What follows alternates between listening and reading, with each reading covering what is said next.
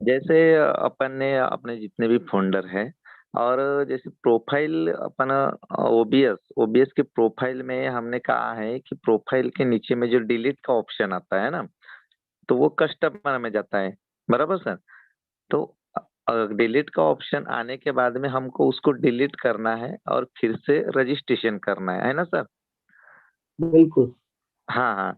तो एक जो फाउंडर है उनके इसमें डिलीट का ऑप्शन आया, उन्होंने डिलीट किया है, और डिलीट करने के बाद में फिर से रजिस्ट्रेशन करने जा रहे तो नहीं हो रहा है।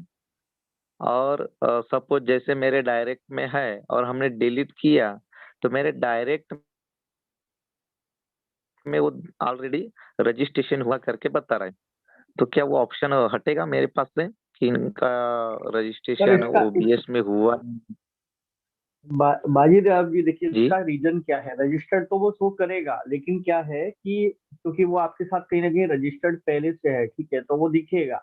कारण जी क्या है कि लोग गलतियां कर रहे हैं कि वो जब डिलीट अकाउंट को क्लिक करते हैं, उसके बाद में वो जो रजिस्टर्ड पेज आता है तुरंत वहीं पर वो उस पर जाके रजिस्टर्ड कर देते हैं, जबकि उसका तरीका ये है कि उनको वो टैब्स बिल्कुल क्लोज कर देना चाहिए और फिर से वो फाउंडर के थ्रू उनको रजिस्टर्ड करना चाहिए, वापस से वही पुरानी प्रोसेस फिर से अपनाना चाहिए। वो प्रोसीड बटन पर क्लिक करना चाहिए, रजिस्टर पेज आएगा, वहां से रजिस्टर करना चाहिए, और फिर उनका वो प्रॉपर प्रोफाइल चेक करने पर वो जी फाउंडर अकाउंट और वो लोगो दिखेगा। लेकिन लोग ये गलती कई बार करते हैं कि वो सोचते हैं कि हमने यहाँ पर डिलीट अकाउंट किया और हो गया, और वो तुरंत वो रजिस्टर्ड पेज वहीं पर दिखता है, तो वो उसको जाके सीधे रजिस्टर कर रहे हैं, तो वो फिर से यूजर अकाउंट में कन्वर्ट हो जाता है। ऐसे केस हाँ। भी मेरे पास आया।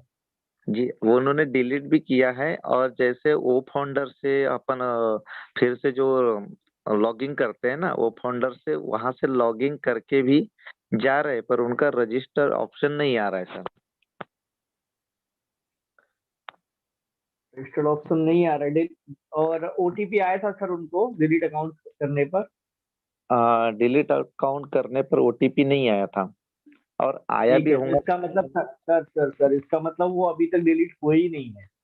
हाँ हाँ उनका वो अकाउंट बना हुआ है और ये एग्जिस्टिंग अकाउंट शो करता होगा, अगर वो लॉग इन करने का मतलब अगर उसको रजिस्टर्ड करने जाते होंगे तो। हाँ हाँ हाँ सर। जी। और सपोज जैसे मेरे डायरेक्ट में उदाहरण, मेरे डायरेक्ट में जैसे है, तो मेरे पास दिखा रहा है कि उनका ओबीएस में रजिस्ट्रेशन हो गया करके, यानी मेरे पास से हाँ भी। वो बिल्कुल वो रजिस्टर्ड शो करेंगे सर, आपको रजिस्टर्ड शो करेंगे क्योंकि उन्होंने रजिस्टर्ड किया है, लेकिन वो यूजर अकाउंट में ही कन्वर्ट है अभी। जब तक वो वहां से डिलीट नहीं होंगे प्रॉपर, तब तक वो हाँ आपको एज अ फाउंडर नहीं दिखेंगे। और इसका तरीका यही है कि वो प्रोफाइल में जब तक वो फाउंडर लोगो नहीं आएगा, जब तक वो बैड नहीं आएगा, तब तक जी। वो यूजर ही रहेंगे।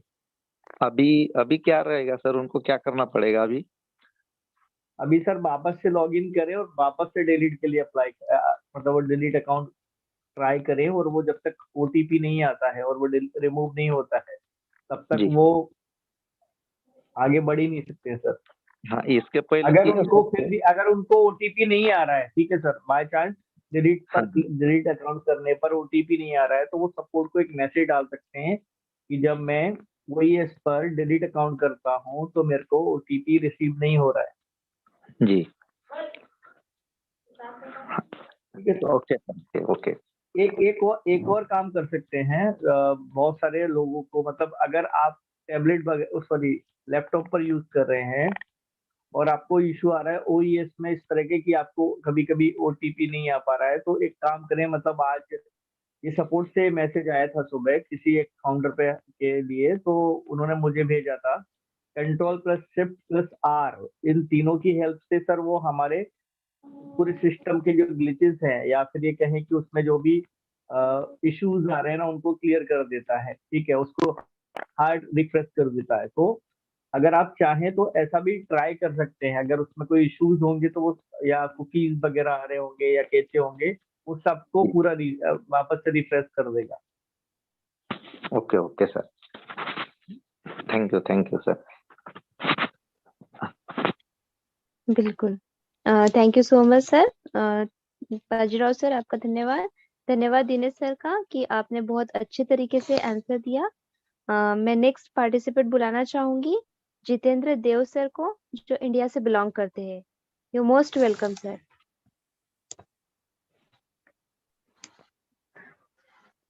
Thank you ma'am, thank you and Yes. Thank you all panelist and मेरे ब्रांड एम्बेसडर साथी, और special thank you Dinesh Sisodia sir. अभी मैं अपनी शेयरिंग रखने से पहले अभी जो मेरे साथी यहाँ पर बाजीराव जी का क्वेश्चन था, तो उनके उनके क्वेश्चन में कुछ आंसर में मैं ऐड करना चाहूँगा, अगर परमिशन है दिनेश सिसोदिया जी की। बिल्कुल जितेंद्र सर।